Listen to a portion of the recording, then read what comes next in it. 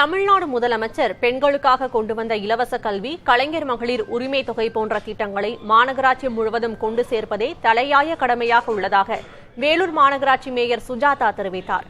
புதிய தலைமுறைக்கு அவர் அளித்த பிரத்யேக பேட்டியை இப்போது பார்க்கலாம். வணக்கம் மேடம்.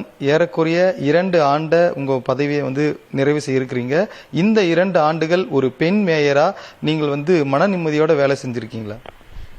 எங்கள் மேயர் பதவியை, எங்கள் மாநகராட்சியை ஒவ்வொரு நாளும் நாங்கள் சீரும் சிறப்பமாகவும் செயல்படுத்துவதற்கு எங்கள் தலைவர் தளபதி அவர்கள், மாண்புமிகு முதலமைச்சர் எங்களோடு உறுதுணையாக இருந்து எங்களுக்கு அங்கீகாரம் கொடுத்தது மட்டும் இல்லாமல் சுதந்திரத்தையும் கொடுத்து ஒரு நிம்மதியான முறையில் சுதந்திரமாக இந்த மாநகராட்சியை நாங்கள் வழிநடத்தி வருகிறோம்.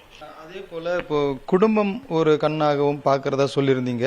இந்த பதவியில் இருக்கும்போது குறிப்பா பெண்களுக்கு என்னதான் இருந்தாலும் குடும்பம் அவங்களுக்கு ரொம்ப முக்கியமா இருக்கும். அந்த வகையில நீங்க எப்படி ஒரு பக்கம் குடும்பத்தையும் இன்னொரு பக்கம் இந்த பதவி வகிக்கிறதையும் எப்படி நீங்க பேலன்ஸ் பண்றீங்க மேடம்? பெண்களுக்கு இயற்கையாகவே ஆளுமை திறமை கொஞ்சம் அதிகமாக இருக்கும். அவர்களிடம் எந்த பொறுப்பை கொடுத்தாலும் அதை நிறைவாக செய்து முடிப்பார்கள். அந்த வகையில் குடும்பத்தையும் சரி, மாநகராட்சி பணியும் சரி, நாங்கள் ஒரு சமமான முறையில் நடத்தி வருகிறோம்.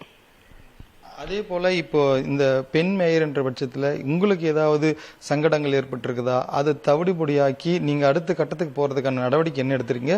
ஸ்பெசிபிக்கா நம்ம மாநகராட்சியில இதனை செய்யணும்ன்ற பிளான் ஏதாச்சும் வச்சிருக்கீங்களா பெண்களுக்கு? பெண்களுக்கு ஏற்கனவே எங்க தலைவர் மக்களுடன் முதல்வர் திட்டம், பெண்களுக்கு இலவச கல்வி, பெண்களுக்கு இலவச பயணம், கலைஞர் உரிமை தொகை, இதெல்லாம் பெண்களுக்காக அவர் செயல்படுத்தி வருகிறார். அந்த செயல் திட்டங்கள் மாநகராட்சி முழுவதும் என அனைவரிடமும் இத்திட்டம் சேர்ந்திருக்கிறதா நாங்கள் ஒவ்வொரு நாளும் கண்காணித்து வருகிறோம். இந்த பணியை எங்களுக்கு மிகவும் நிறைவாக உள்ளது. இவர் குறிப்பிட்டது போல குடும்பம் பெண்களுக்கு எந்த அளவுக்கு முக்கியமோ அதே அளவுக்கு பொறுப்பு வகிக்கக்கூடிய இவர்களுக்கு அந்த பொறுப்பு என்பது மிக முக்கியமாக இருக்கிறது. அந்த வகையிலேயே செயல்பட்டு வருவதாக தெரிவித்திருக்கிறார். புதிய தலைமுறைக்காக வேலூரிலிருந்து சாக்குமுரவேல்.